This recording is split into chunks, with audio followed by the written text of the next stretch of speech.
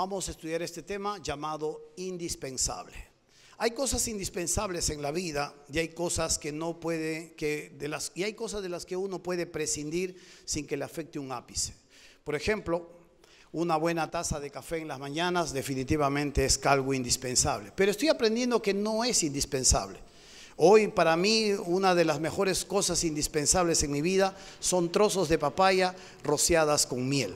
Y he visto que puedo sobrevivir sin el café durante media hora. Entonces, ese trozo de papaya con miel me ayudan mucho a algunos malestares que tengo en el estómago. Y por 20 días esto va a ser indispensable si es que quiero ver algunos resultados en ello. Pero he podido darme cuenta que si no me tomo una taza de café es algo que puede uno sobrellevar y que definitivamente a veces ni lo tomo porque ya saben del trauma que vivió con mi cafetera.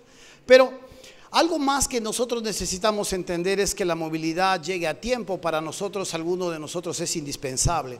Los recursos que tienen que llegar en el momento adecuado, porque si no empezamos a arrastrar un sinnúmero de compromisos, empezamos a arrastrar un sinnúmero de situaciones que pueden terminar mal. Un hogar donde uno puede llegar a casa y en lugar de soportar esa casa, uno puede disfrutar de ese hogar. Es indispensable para un desarrollo no solo de tus niños, sino de ti, de tu esposa, o un buen descanso reparador después de una ardua labor, después de la ajetreada agenda. Un descanso reparador puede ser indispensable. Algunos pueden dormir 7, 8 horas y algunos definitivamente pueden conformarse con menos. Pero un cuerpo sano también puede ser indispensable para futuros proyectos, porque de pronto trabajar con un cuerpo que está empezando a deteriorarse probablemente no sea algo que probablemente a usted le puede satisfacer.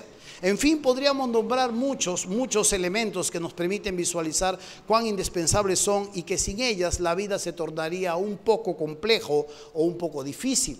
No sé qué puede ser indispensable para usted, pero hay cosas de mayor nivel que necesariamente son indispensables, como por ejemplo empezar el nuevo día y buscar al Señor en lo secreto y doblar las rodillas y orar y agarrar una porción de las Escrituras y reflexionar en ellas y llevarlas a lo largo del día tratando de entender plenamente qué es lo que Dios me pide y tratando de usarlas y pedir la suficiente gracia para poder vivir en este día que Dios me da, porque cada día trae su propio afán, su propio mal. Es indispensable para nosotros llegar a ese trono y buscar al Señor en lo secreto y saber acerca de lo que Él tenga que decirnos o pedir esta porción generosa de gracia. Pero también hay cosas que están fuera de lugar y que muchas veces nosotros las hacemos indispensables. Por ejemplo, aquella mujer que si es que no está, tú te mueres, porque dices de pronto si ella no está, de pronto me voy a morir, no sé qué haría sin ella. Ella es el aire que respiro. ¿De verdad es el aire que respiras? Yo no creo que sea el aire que respiras. Tú respiras otra cosa, no mujer, y definitivamente ella no es indispensable para tu existencia. Puedes existir, pues claro, puedes estar sufriendo o no, pero ella no es el aire que tú respiras. Pero a veces las hacemos indispensables. Si algo pasa entre nosotros, ya no soy el mismo, estoy desequilibrado y suceden muchas cosas que definitivamente pueden terminar haciendo tu vida un agobio o probablemente ese trabajo que tienes miedo de perder. Si ese trabajo definitivamente no hago nada, si ese negocio no hago nada, porque tengo que pagar algunas deudas, algunos préstamos en los que yo me he incurrido y de pronto eso no está bien. O por ejemplo, es indispensable para ti ese nombre que tienes en el colegio. Todos saben que eres chévere en el colegio, pero no saben que duermes con un peluche en las noches. Y que si supieran que tú duermes con un peluche en las noches, ¿qué sería de tu nombre en el colegio? ¿Sí o no? A veces hacemos algo indispensable nosotros en nuestras vidas o de pronto, ¿qué pasaría si pierdes esa beca? ¿O qué pasaría si ella te dejara? ¿O qué pasaría si esa familia se viera de pronto confrontada por una situación en la que no se puede manejar? Hay cosas que definitivamente nos enorgullece o algunos artefactos que podríamos nosotros adquirir y que pueden ser indispensables para nosotros. ¿Qué pasaría sin el Wi-Fi para nuestros hijos en la casa? Ellos dirían, es indispensable tener Wi-Fi en la casa y si no hay, oh, me muero. A veces así piensa la generación, pero son cosas que no están en el lugar adecuado y no están en el lugar correcto. Hay algo que sí es indispensable para nuestras vidas y es algo que no podemos prescindir de esta persona. Es Jesús, el Hijo de Dios. Cuando Jesús, el Hijo de Dios, es algo indispensable para nuestras vidas, definitivamente nos llevará por otros grados de existencia, por otros niveles de supervivencia. Nos llevará por momentos mucho más álgidos, como también probablemente por momentos tensos.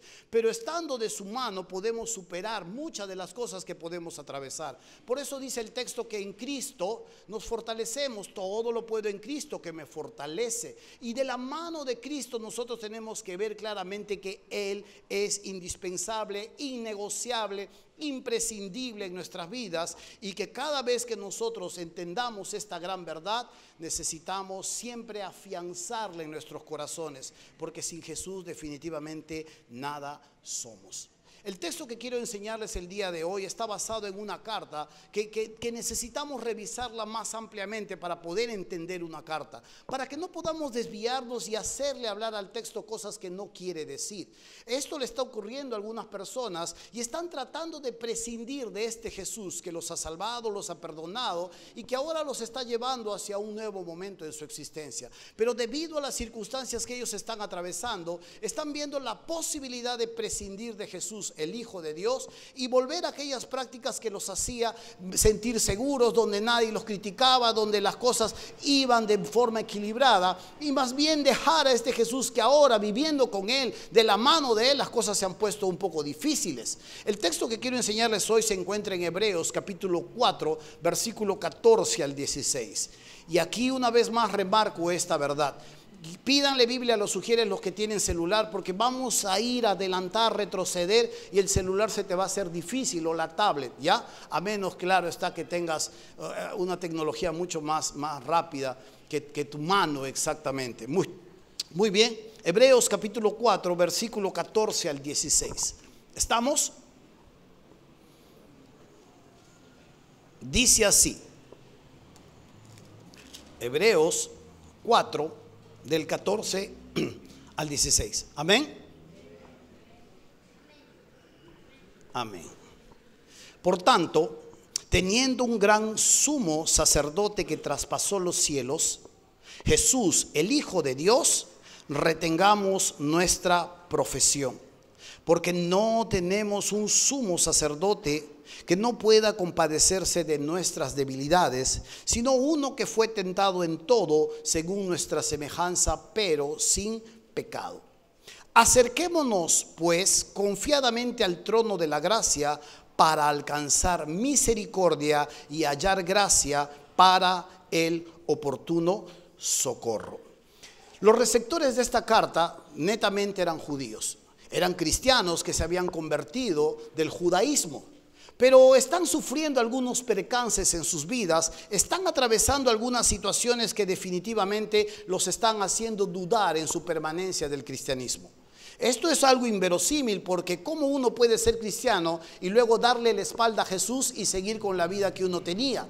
Hay dos opciones: o uno, nunca lo fuiste, y dos, estás empezando a apostatar y estás dándole la espalda a Jesús y te estás yendo por lo que siempre te pareció bueno.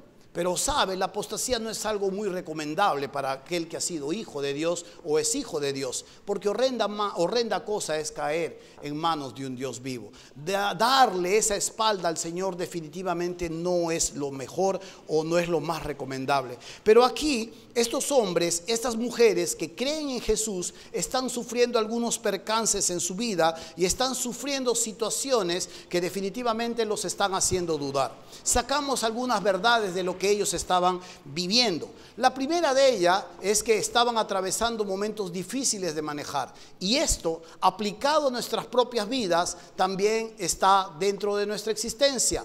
Todos atravesamos momentos difíciles de manejar. En algún momento en nuestras vidas, todos llegamos a atravesar situaciones difíciles que no podemos manejar. Ahí puede ser una traición, ahí puede ser un celo, ahí puede ser una pérdida, ahí puede ser una deuda, ahí puede ser una enfermedad. Hay momentos difíciles que nosotros atravesamos y en las cuales no somos fuertes y en las cuales no nos hemos perfeccionado. A veces estas situaciones salen de nuestra nuestra mano, salen de nuestro alcance, salen de nuestra habilidad y exceden de nuestra fe. Y definitivamente los que están recibiendo esta carta, los judíos, ellos están atravesando momentos muy tensos y momentos muy difíciles que no están pudiendo equilibrarlo y manejarlo con sus emociones, con la verdad y con la situación reinante.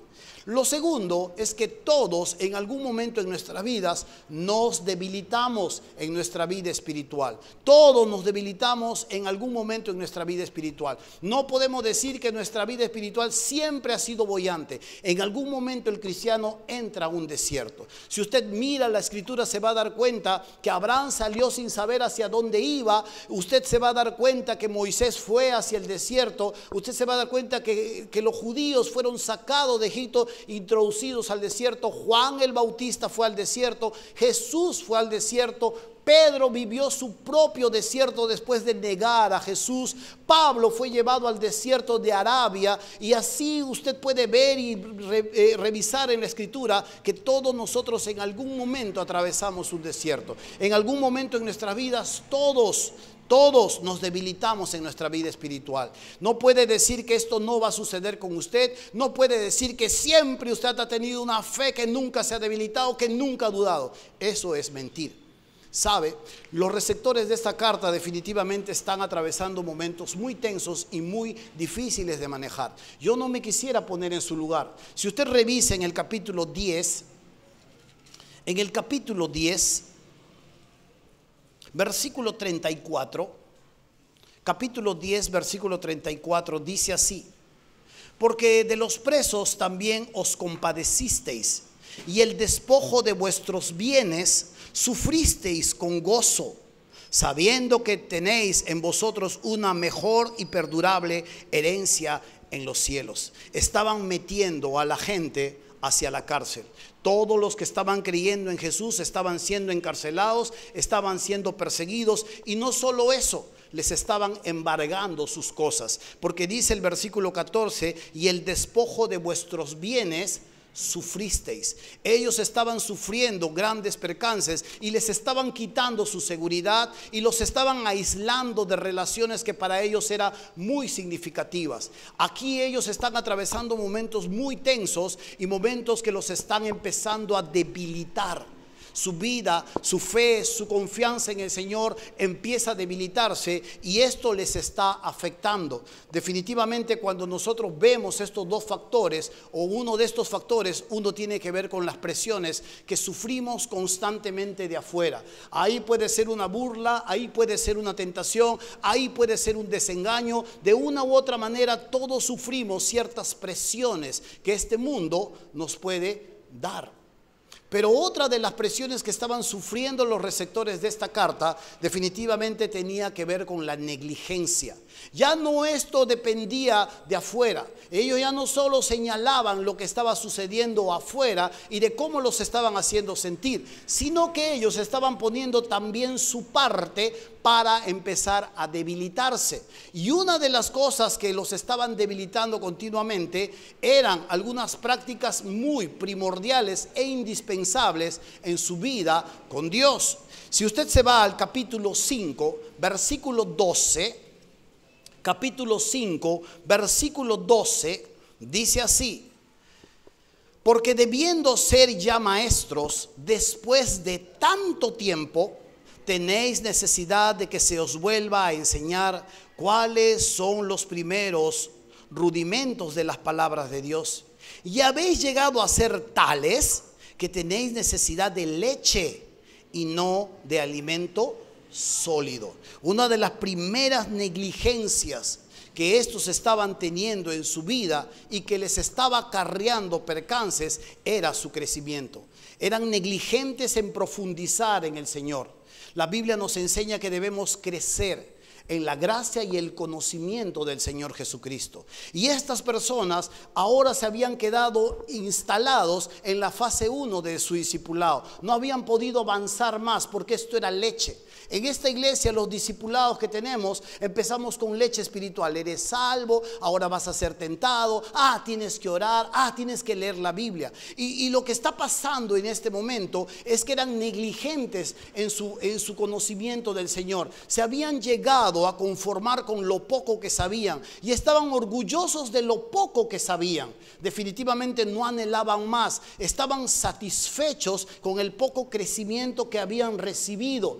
Y aquí el escritor de esta carta les dice, y se han hecho tales, dice, porque están estancados, porque no han crecido, se han hecho tales que necesitamos de nuevamente enseñarles cuáles son los primeros rudimentos, o sea, la leche espiritual. Yo tengo un amigo, hermano, que yo le decía, hermano, una de las cosas básicas que vas a tener que hacer para poder sobrevivir y avanzar en tu vida cristiana, definitivamente es la lectura de la Escritura. La Biblia tiene que ser parte primordial de tu vida, le digo. Y él me responde de una manera totalmente nefasta y me dice, leer la Biblia. No, nunca me ha gustado leer. Nunca me ha gustado leer. Yo le digo, nunca te ha gustado leer, pero ahora el leer las Escrituras, el saber de parte de lo que Dios dice, va a ser vida para tu vida. De lo contrario, vas a estar dando vueltas a lo largo de los años, situado y estacionado y estancado en la misma situación, porque yo estábamos tratando de un pecado grave en su vida. Y si tú no te renuevas con lo nuevo y sigues más bien con lo viejo, no vas a sobrevivir. Y él me dice, no sé, la verdad, ¿qué me pasa? Yo creo que cuando agarro la Biblia me da sueño. Yo creo que el diablo me pone sueño. Yo le digo, ¿el diablo te pone sueño o no tienes el hábito de lectura? Tienes que no empezar con grandes porciones, al menos tienes que ir poco a poco y empezar a leer, porque esto es vida para tu vida, le digo. Bueno, está bien. Y parece que el consejo no siguió así porque lo veo en la misma situación cada año. Hay gente que se da ese lujo, habiendo empezado a gustar al Señor, habiendo empezado a disfrutar de Dios, se da el lujo de no agarrar la palabra del Señor. Y se da el lujo de poder despreciar y prescindir de algo que es indispensable para su existencia. Y luego se anda quejando. Y luego anda rebotando de pecado en pecado. Y luego se anda hundiendo cada vez más. Y luego definitivamente se anda desanimando. Porque esto es la parte final. Algo más que estaba sucediendo con estas personas encontramos en el capítulo 10, versículo 25. Ellos eran negligentes en este otro aspecto de sus vidas.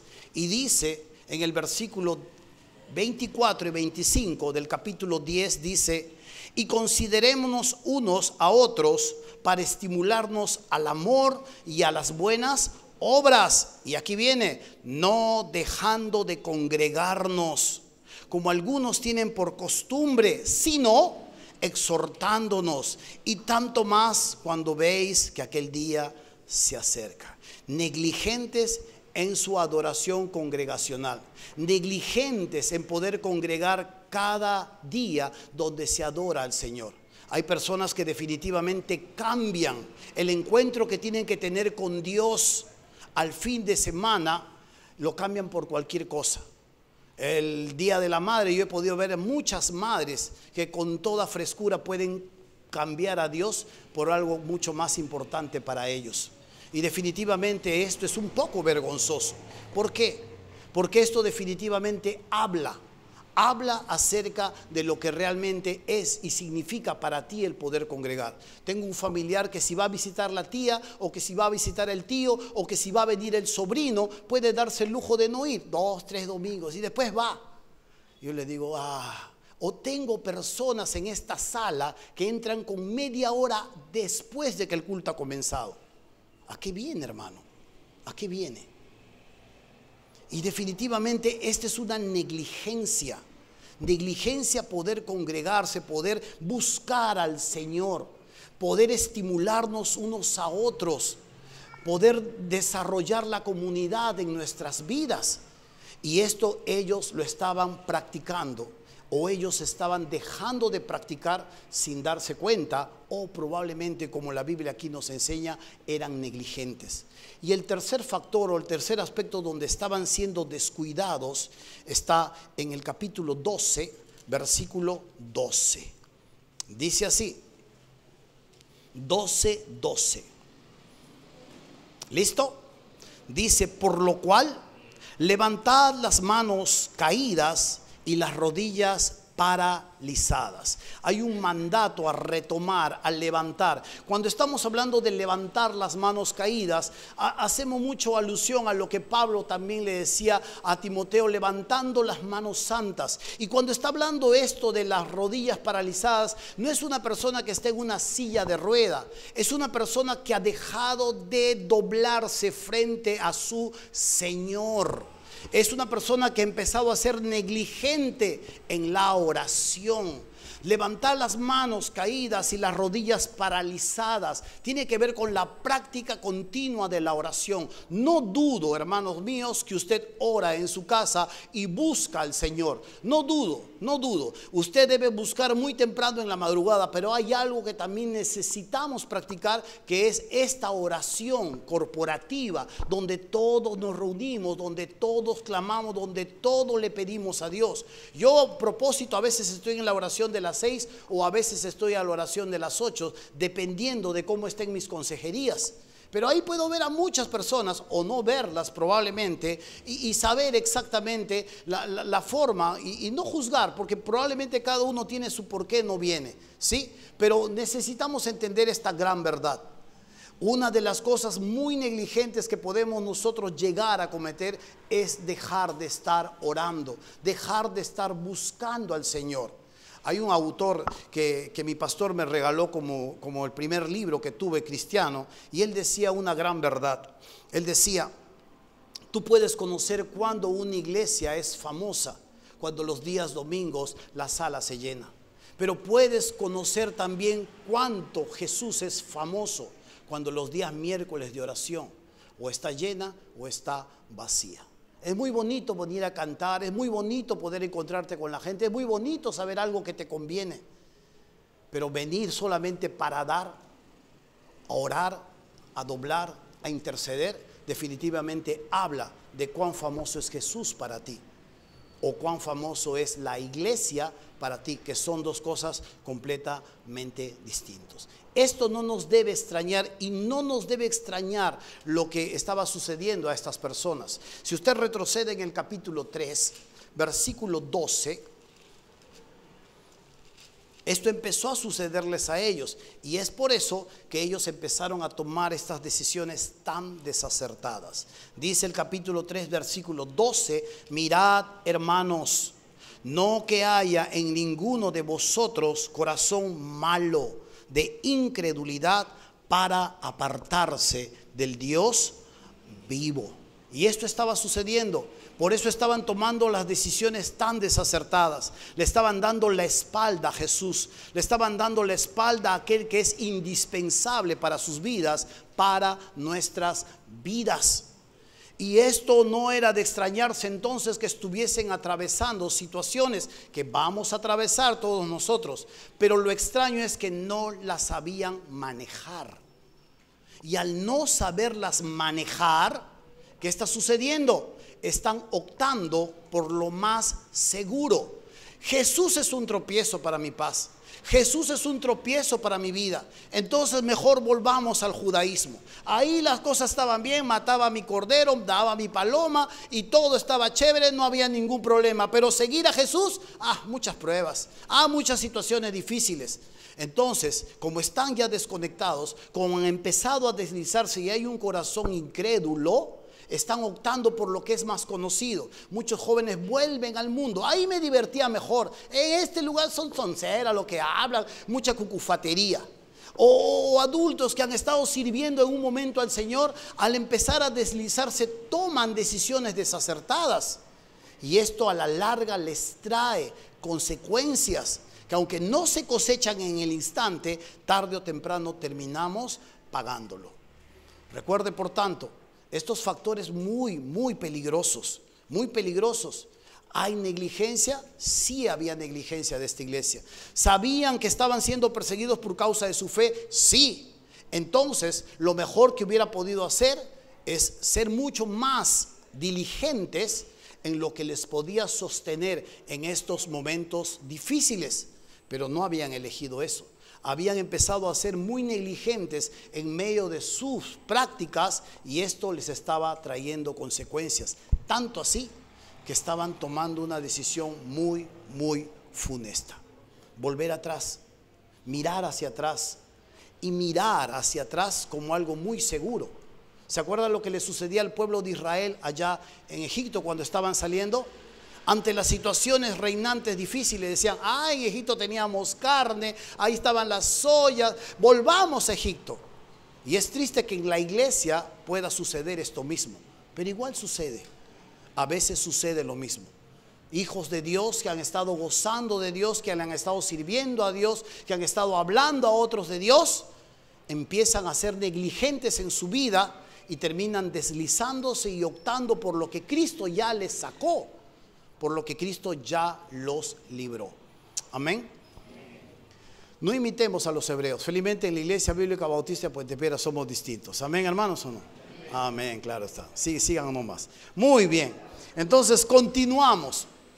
Recuerde esta ecuación o este proceso. La Biblia está llena de procesos. Y uno de los grandes procesos que podemos ver aquí es que las presiones y la negligencia propia puede empezar a tumbar nuestros hábitos básicos. Estar en la presencia de Dios, profundizar en su persona, pasar tiempo agradable delante de Él. Cuando esto se descuida, nuestra confianza merma. Entonces, no se queje porque le falta fe, o no se queje porque no le puede creer. Yo le digo a los alumnos en el seminario, les digo, es algo que va a suceder con ustedes y es porque me ha sucedido a mí, le digo yo a los alumnos, porque estamos estudiando algunos cursos. Y yo le digo, viniendo para conocer a Dios y servir a Dios y aprender de Dios, a veces somos los que menos nos conectamos con Dios.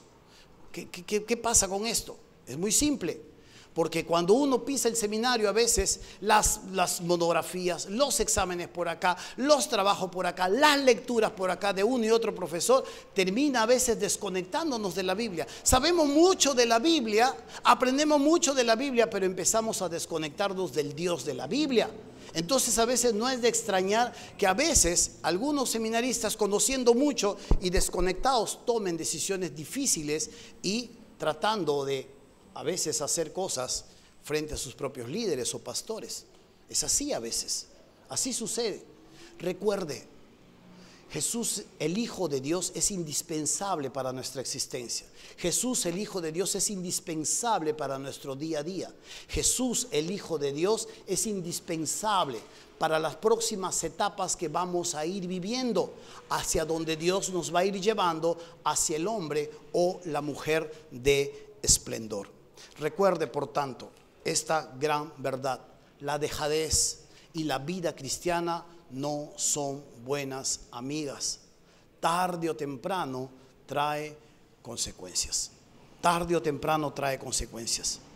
Pero gracias a Dios, que siempre Dios tiene misericordia y Dios siempre nos ama y nos busca, porque descansamos en el sacrificio que su Hijo hizo por nosotros, que nosotros podemos encontrar consejos oportunos para nuestras vidas. Y he aquí, a partir de estas dos porciones o tres versículos, podemos sacar dos consejos muy oportunos para el desarrollo de nuestras vidas. El primer consejo se encuentra en el versículo 14. En la última parte del versículo 14 del capítulo 4, no se vayan a ir a otro lado, capítulo 4, versículo 14, dice así: por tanto, teniendo un gran sumo sacerdote que traspasó los cielos, Jesús, el Hijo de Dios, retengamos nuestra profesión. Retengamos nuestra profesión. Aquí no está hablando de un oficio, o albañil o carpintero. Cuando está hablando de profesión, lo que está hablando aquí la Escritura está hablando de la decisión que tomaste años atrás en Jesús, en lo que decidiste rendirte delante del Señor. Y algo muy interesante, la palabra retener aquí es aferrarte tenazmente. Esa es la idea de retengamos, aférrate tenazmente. ¿Cómo podemos nosotros llevarlo a algo mucho más sencillo? Cuando recibí a Cristo en mi corazón, uno de mis mentores me hablaba bastante en cuanto a las decisiones o a las situaciones que estaba viviendo. Él me decía, mira, en algún momento tú vas a dejar de estar tan alegre como estás ahora. En algún momento, me decía, tú vas a dejar de estar hablando así de Jesús por aquí y por allá y vas a estar viniendo a todo lo que tengas que venir. Dicho y hecho. Si antes yo conocí a Cristo, yo era una de las personas muy efusivas, hablaba a Jesús por acá, por allá, traía invitados. Si había un curso me metía, si había una capacitación, cómo cocinar papas santamente, ahí estaba yo metido en esa capacitación, porque quería saber de Jesús, Pero poco a poco fue menguando ese ímpetu. Y él me dijo esta verdad, va a llegar este momento en que va a bajar, se va a estabilizar, me dijo. Lo que te voy a aconsejar es esto, me dijo. Amárrate fuertemente a los pies de Jesús, me dijo. Yo le digo, ¿cómo me puedo amarrar a los pies de Jesús? Sí, me dijo, vas a tener que amarrarte fuertemente a los pies de Jesús, porque habrán momentos en que ya no vas a querer caminar con Él. Va a haber momentos en que tus debilidades, tus pecados y tus tentaciones te van a derrotar. Tienes que amarrarte, me dijo. Ese consejo me ha servido por toda mi vida, porque va a llegar un momento en que te vas a enfrentar contra ti mismo. Amárrate bien a los pies de Jesús, me dijo. Y es así lo que está diciendo aquí el escritor. Retengamos nuestra profesión, sino que esta palabra retener no tiene el peso suficiente, y es aférrate tenazmente, con uñas, con soga, con lo que puedas. No lo abandones, no lo dejes. Jesús es indispensable para tu vida. Por eso es que aférrate lo más fuerte que puedas y no desmayes. Hay algunas razones muy claras de por qué yo puedo nunca dejar de creer en el Señor, no dejar de creer en el Señor. Una de las cosas que encontramos en este versículo 14, en la primera parte, hay una palabra o una designación. Dice, por tanto, teniendo un gran sumo sacerdote que traspasó los cielos, Jesús, el Hijo de Dios. Una de las grandes razones de por qué yo no puedo dejar de creer es este Jesús, el sumo sacerdote. Aquí no se le dice sumo sacerdote, se le dice el gran sumo sacerdote, porque Él está por encima de cualquier intercesor, de cualquier mediador. El sacerdote, el sumo sacerdote, era una persona que era elegida de entre el pueblo, y no podía él decir, soy voluntario, Dios me está llamando, quiero irme al seminario. No, era de un linaje y tenía que ser escogido de ese linaje para oficiar ese llamado que él tenía. Él tenía que presentarse delante de Dios, entrar al lugar donde Dios habitaba, ahí en el tabernáculo, presentar las ofrendas, rociar la sangre delante del Señor y poder ministrar a los demás. Una de las cosas que se hacían con el sumo sacerdote era atarle una soga a la pierna. Y cuando el sumo sacerdote entraba al lugar a encontrarse con Dios, iba atado con una soga. Otra de las cosas que se hacían con un sumo sacerdote era coserle estos cascabeles en su vestido. Y el sumo sacerdote, cuando entraba, iba sonando y iba amarrado a una soga. Y cuando presentaba su ofrenda delante del Señor, si dejaba de sonar este cascabel, decían, algo malo ha pasado, algo ha pasado. Y lo que sucedía probablemente es que Dios lo había matado, porque el sumo sacerdote en ese momento no era digno delante del Señor y sufría este percance. ¿Se acuerda de estos hombres que presentaron fuego extraño delante de Dios? Alguno dice que trajeron fuego. El contexto dice que estaban borrachos y estaban sirviendo al Señor borrachos, y Dios los tuvo que matar. Y Dios definitivamente, cuando entraba un sumo sacerdote y dejaba de sonar estos cascabeles, lo que hacían era empezar a jalarlo con soga, porque Dios lo había matado. El capítulo 5, si usted mira aquí, versículo 1, dice así: Porque todo sumo sacerdote tomado de entre los hombres es constituido, note esta palabra, a favor de los hombres en lo que a Dios se refiere, para que presente ofrendas y sacrificios por los pecados. ¿Para qué? Para que se muestre paciente con los ignorantes y extraviados, puesto que él también está rodeado de debilidad, y por causa de ella debe ofrecer por los pecados, tanto por sí mismo como también por el pueblo. ¿Sabe? Este sumo sacerdote definitivamente tenía una enorme limitación: su propia humanidad. La enorme limitación que este hombre tenía era su propia humanidad. Y cuando presentaba ofrendas delante de Dios por los pecados del pueblo, tenía que hacerlo también por sí mismo, porque él mismo estaba contradiciendo ese momento. Y debido a sus propios pecados, esto tenía que ser así. ¿Sabe? Pero cuando nos dice que no dejemos de creer, nos está hablando de un gran sumo sacerdote que traspasó los cielos, que está sentado a la diestra de nuestro Padre y es el gran mediador entre Dios y nosotros, que pagó con su sangre bendita por nuestras ofensas y nuestros pecados y está allí a la diestra de Dios. Jesús, el Hijo de Dios. Y cuando usted mira este nombre se va a dar cuenta de algo que luego vamos a desarrollar. ¿Sabe? Este sumo sacerdote definitivamente, verdaderamente puede ser indispensable si tú lo buscas, y puede verdaderamente traer la paz que necesitas, el alivio, el agobio que puede dejar de ser si realmente te acercas de la manera adecuada. Cuando yo crecí con mi abuela, aprendí muchas cosas de parte de mi abuela. Mi abuela me enseñó muchos principios para la vida, pero una de las cosas que ella me obligaba era ir a confesarme con el cura. ¿Alguna vez usted se ha confesado con el cura? Yo tenía 10, 11 años y yo he vivido con mi abuela hasta los 12 años, acá en Lima. Y la abuela me decía, vaya a confesarse con el cura. Ya, yo tenía que ir nomás a obedecer a la abuela, porque si no obedecía, ya me la veía. Entonces yo entraba ¿usted ha visto el ¿cómo se llama? Confesionario, claro está, ahí te vi. Entonces ahí uno entraba y tú no veías al cura porque había una redecita y tú veías una sombra nomás. Y a mí me daba vergüenza contarle al cura todo lo que yo hacía. Y las cosas que le agarraba de la abuela y la firma del examen que le falsificaba.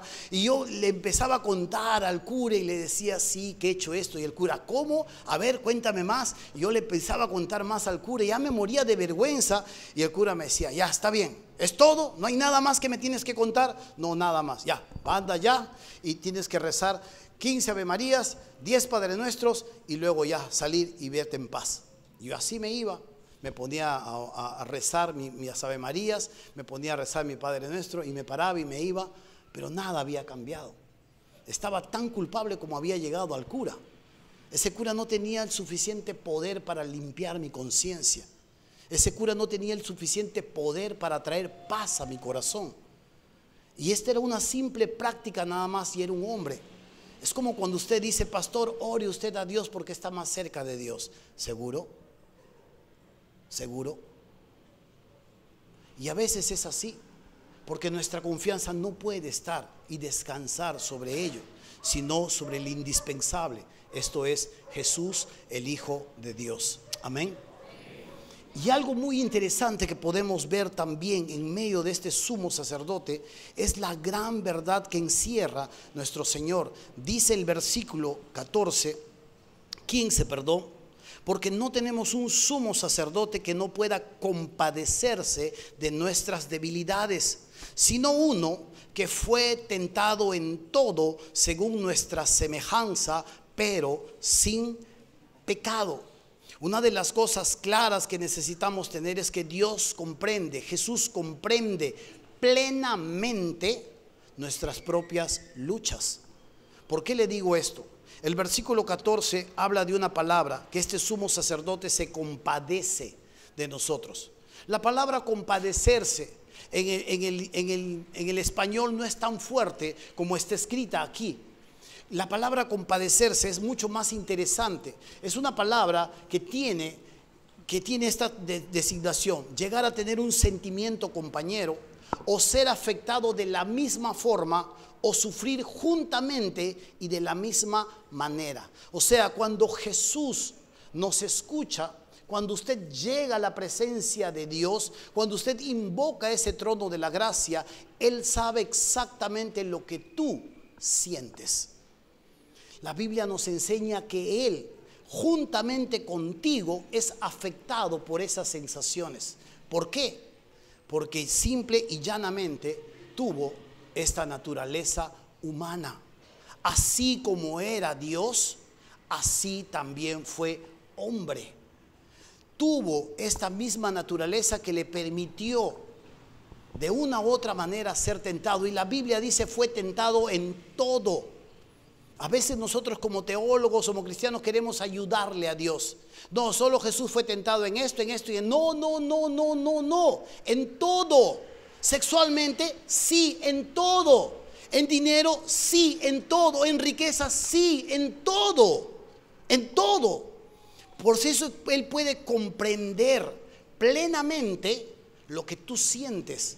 Él puede sentir en su propio ser lo que tú sientes. No puede. Él por eso es que el sumo sacerdote se mostraba compasivo con los ignorantes y extraviados, porque en su naturaleza humana experimentó todas estas cosas. La gran diferencia entre nosotros y Él es que Él no pecó. La gran diferencia es que el pecado no fue una realidad en su vida por su naturaleza sin pecado, pero tuvo un cuerpo humano. Explíqueme esto. Aquí está Lázaro. Le acaban de dar la noticia a Jesús que Lázaro está muy muerto y va a morir. Es muy enfermo, perdón. Y va a morir. Hermanos, ¿qué pasa? Están pecando. Entonces, le llaman a Jesús y Jesús se demora a propósito como 4 días. A propósito. Va a mostrarle algo a las personas que se van a reunir ahí. Pero cuando llega a este lugar, ¿sabe lo que hace Jesús? Llora.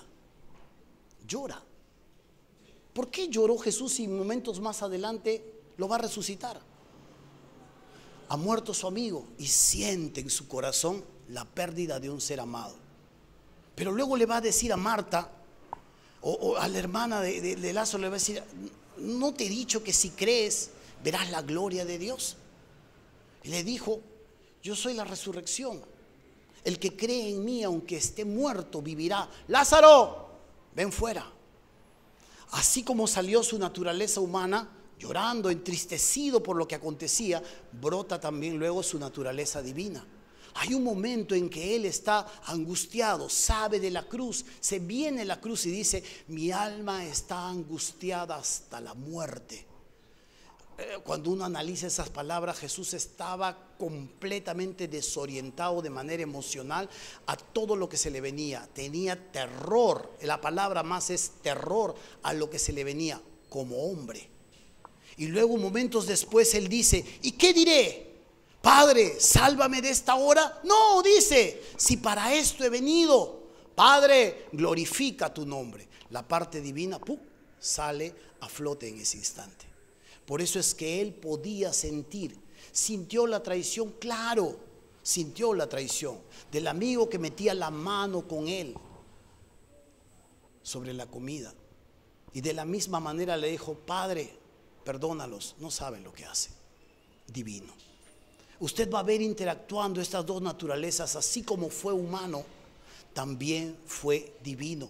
Por eso es que es indispensable para nuestras vidas. Jesús, el Hijo de Dios, aún en su nombre, Jesús, nombre humano, Hijo de Dios, nombre celestial. Amén. Podemos llegar confiadamente. Él puede compadecerse de las situaciones que pasamos. Él sabe lo que sientes. Él no es solamente conocimiento, también lo siente. Él sabe tus dudas. Él sabe tu temor. Él sabe la inclinación que tú tienes y Él va a tratar de darte lo suficiente y va a tratar de ayudarte si verdaderamente tú lo buscas. Hermanos míos, a veces es así. ¿Quién podría entender entre 3 mujeres? Una mujer acaba de perder su bebé y ahí está una señorita que va y le dice: tranquila, refuérzate, fortalécete, Dios es grande, pero la otra no se siente de pronto aliviada en su corazón. Pero ahí viene la otra y le dice, le da un fuerte abrazo y le dice, tranquila, sé lo que tú pasas, todo luego va a estar bien, porque ella también perdió un bebé. La otra puede saber intelectualmente las cosas, pero no lo siente. Pero la otra que ha perdido también un bebé sabe exactamente qué es lo que está pasando. Y le da un fuerte abrazo. La otra le recita un versículo bíblico. ¿Me dejo entender? Así es Jesús. Cuando visité a un amigo, cuando pastoreaba un centro de rehabilitación, y yo lo vi llegando a uno, una vez más que lo veía llegando siempre, estaba llorando, estaba quebrado, estaba cochino y apestaba bastante. Y ahí está llorando en la puerta. Yo estoy conversando con mi amigo que pastorea ese lugar y le digo, de nuevo lo vas a recibir este compadre, le digo. Y le digo, ¿cómo lo vas a recibir de nuevo? Le digo, ¿cuántas veces se burla? Le digo. Y él me dice, lo tengo que recibir. Está sufriendo, me dice.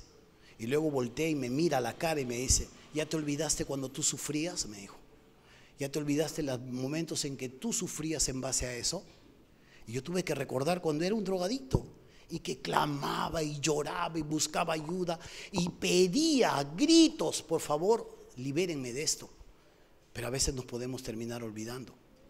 Cuando Jesús viene a nuestras vidas, sabe y siente lo que tú sientes. Sabe los momentos en que te falta la confianza. A veces nos sentimos mal.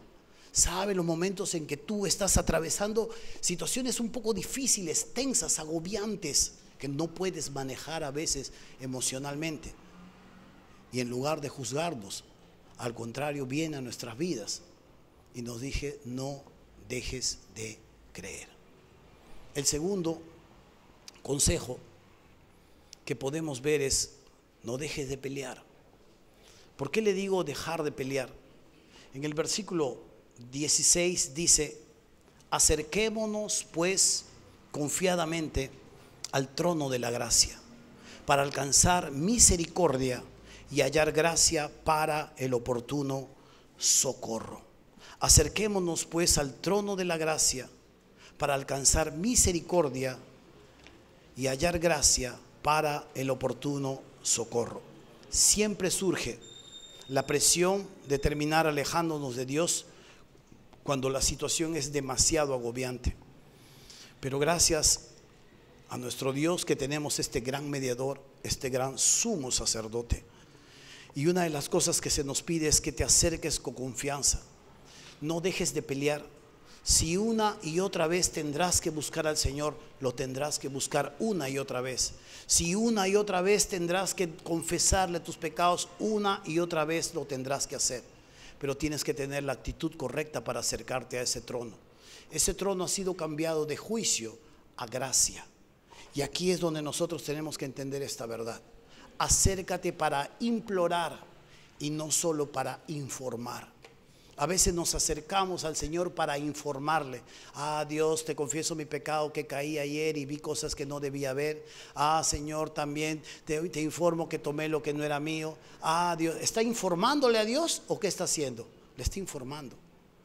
Pero cuando llegamos al trono de la gracia, llegamos para implorar misericordia, gracia.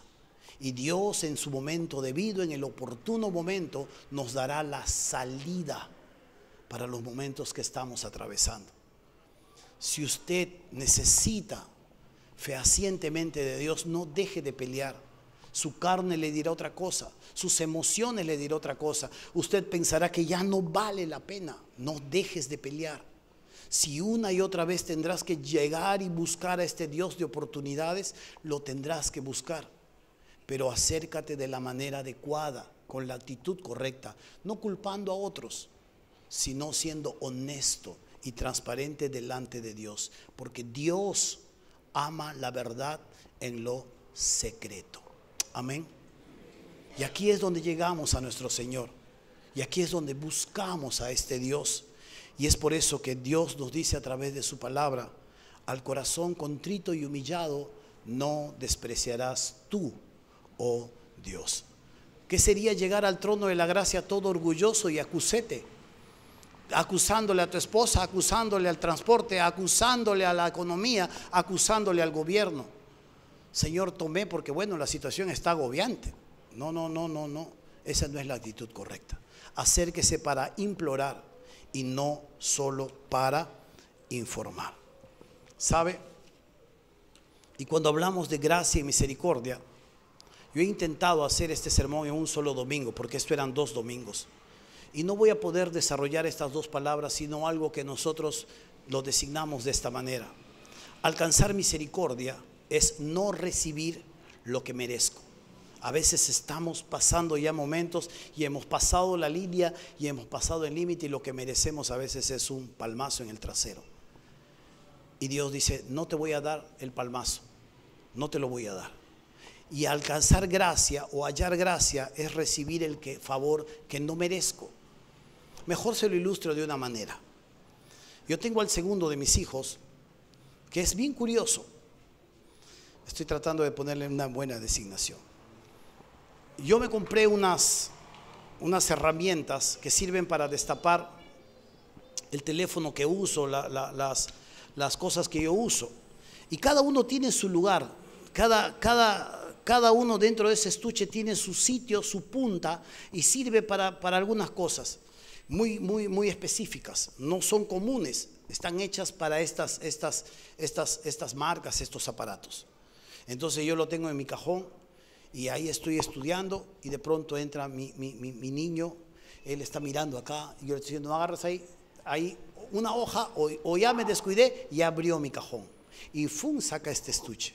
Yo le digo, cuidado hijo, le digo, eso tiene su lugar, no lo vayas a sacar sus puntas, que esto le doy así las instrucciones en mansedumbre. Entonces, una vez que le he dado las instrucciones, él está mirándolo así, quiere agarrarlo, sacarlo, y de pronto yo ya no me acuerdo, y él tampoco ya no está en la oficina, y él se fue. Y cuando yo reacciono, él ya ha asomado su cabeza y viene medio triste, y viene con las 2 manos atrás, y ya no me puede mirar a los ojos, y ya no me quiere hablar. Y yo ya sé qué ha pasado, ¿no? Y yo ya sé qué ha pasado. Yo le digo, ¿qué ha pasado? Estoy esperando escucharle a él. Yo ya sé qué ha pasado. Yo le digo, ¿qué ha pasado? Papá, saqué y ya no pude volverlo a su lugar. Te he desobedecido. Me has desobedecido. Le dije, y te dije que no lo hicieras, le digo, pero me has desobedecido. Y él no me puede mirar, está tratando de buscarme y está tratando de salir de ese problema, y me empieza a confesar su pecado y me dice, sí papá, me dijiste que no y te desobedecí. Me has desobedecido, le digo. Para mí esa palabra ya fue más que suficiente. Acaba de reconocer su error, acaba de reconocer, y ante mí yo ya estoy, las cuentas están saldadas. ¿Merece que le meta su palmazo en el poto? Yo meto 3.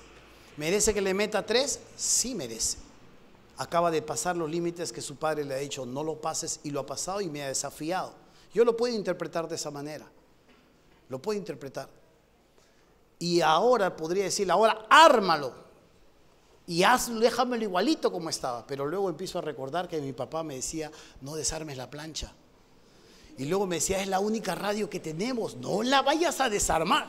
Y yo la desarmaba, luego no sabía cómo armarla y la dejaba pegadita y me iba. Y yo ahora veo a mi hijo y digo, ¿cómo le voy a disciplinar? Y digo, ya está bien, no te voy a disciplinar, ya, ven. Te voy a ayudar más bien a armarlo y vamos a dejarlo todo en su lugar. Le ofrezco gracia. No lo merece. Merece disciplina, sí, le ofrezco misericordia. Y luego le digo, ven, vamos a armarlo juntos. Y le ofrezco gracia. Le hago el favor y juntos terminamos armando esas herramientas. Así es Dios. Cuando llegamos con la actitud correcta, cuando somos transparentes y honestos delante de su presencia, podemos nosotros esperar de Él gracia y misericordia. Podemos esperar de una u otra manera las suficientes oportunidades para ser atendidos por este Dios. ¿Qué estás atravesando últimamente en tu vida? ¿Te estás viendo involucrado en algunas emociones prohibidas? ¿Existe alguna pasión que todavía no puedes manejar? ¿Algún acto de impureza? ¿Qué está sucediendo con tu boca? no la puedes controlar y cuando tienes que hablar maltratas a los que más te aman. ¿Qué está pasando últimamente? ¿Se te está haciendo difícil decir que no a esa propuesta de aquel chico que te acompaña a la casa? ¿Qué estás atravesando últimamente? ¿Estás perdiendo aquello que tanto te ha costado labrar? ¿O estás a punto de negociar tus convicciones? ¿Qué te está pasando? ¿Qué estás atravesando últimamente? ¿Te estás cansando de dar y no recibir? ¿O probablemente estás a punto de tirar la toalla con la compañera de tu vida? Ya no da más, ya no la aguanto. O ya no lo aguanto. Esto es insostenible. ¿Qué está sucediendo? ¿Estás cansado de sostener a esa persona que se comporta de manera irresponsable? ¿O tu soledad te está causando tristeza? ¿Qué estás atravesando últimamente?